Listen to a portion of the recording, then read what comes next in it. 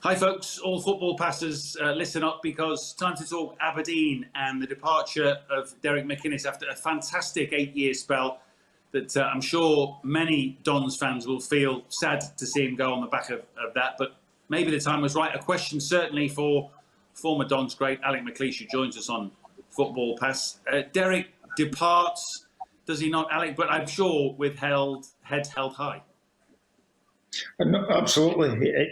To go that 8 years and be competing with Rangers and Celtic, albeit, third was probably the third position in the league when Rangers and Celtic are at their peak is probably the best that the rest of the clubs can do. But Derek, I think, has stuck a couple of seconds in there as well on the way. I know that Rangers were out of the league, but you have to hand it to the consistency of the guy, and that Aberdeen were a strong unit for these 8 years. And, maybe, I don't know how Derek will feel about it.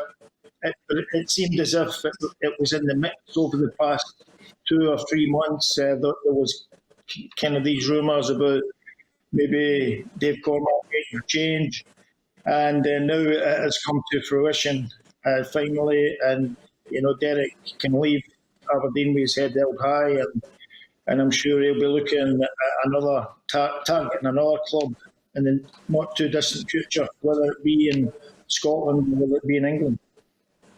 Yeah, well, obviously he's had a taste of football south of the border before, hasn't he? And may do so again. They're obviously on a not great run this calendar year, and that may have been part of it. But I wonder whether, and you've maybe been in this situation, I'm not sure about the phrase losing the dressing room, but does there come a point after a number of years where a manager's voice goes a bit stale for a club, and then everybody kind of needs a change? Do you know what I mean?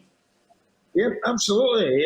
Yeah, when I took over at Rangers, that was the case. Dick Advocat was the coach, and Dick had, I think, he won a treble with that group of players, and then it came to a point where he said, I can't do it anymore. He says, he phoned me and he said, I wanted to bring me to the club. I visited him in Eindhoven a few years before, and we always kept in touch.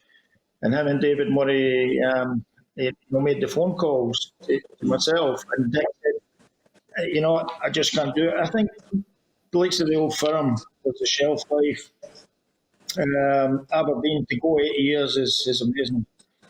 But as you know, then there does come a time when that shelf life is over and you have to look for something else. And that was the same with Dick. Dick said, Alex, I don't think they listen to me anymore. They don't want to do what I asked them to do. Maybe you can do something different. And Dick was philosophical about the whole thing, and had great success with those guys. Yeah, well, listen, obviously in the space of little more than a week, we've now got a vacancy at Celtic and a vacancy at Aberdeen. Have you checked your phone?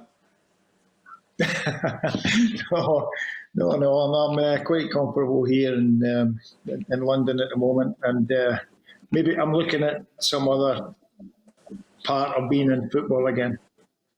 Right, understood. But they're big shoes and big jobs, aren't they?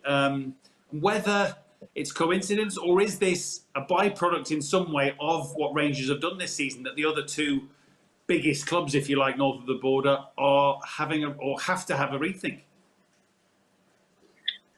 Yeah, well, you wouldn't expect. I think expectations of Aberdeen usurping Rangers or Celtic would be, I think, off the mark.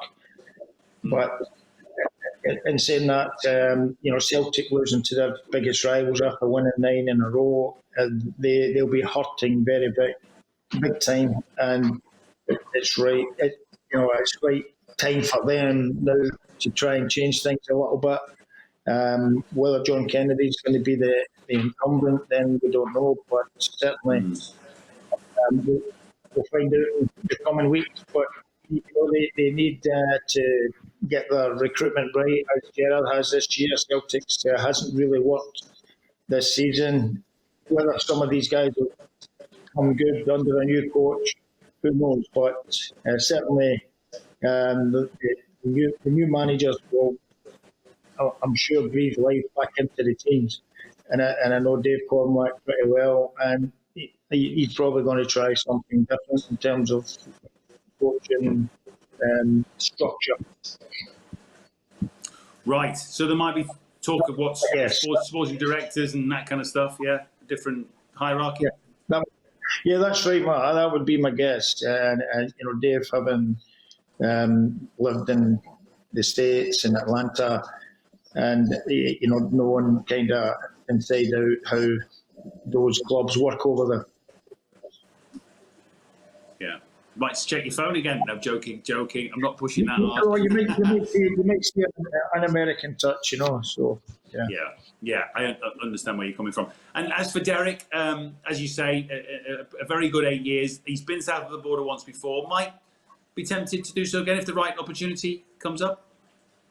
I believe he would, yeah, because he'll feel he's got a bit of unfinished business down south, and I think also he would want to justify, how good a manager he has been over the last 8 years by doing well down in England.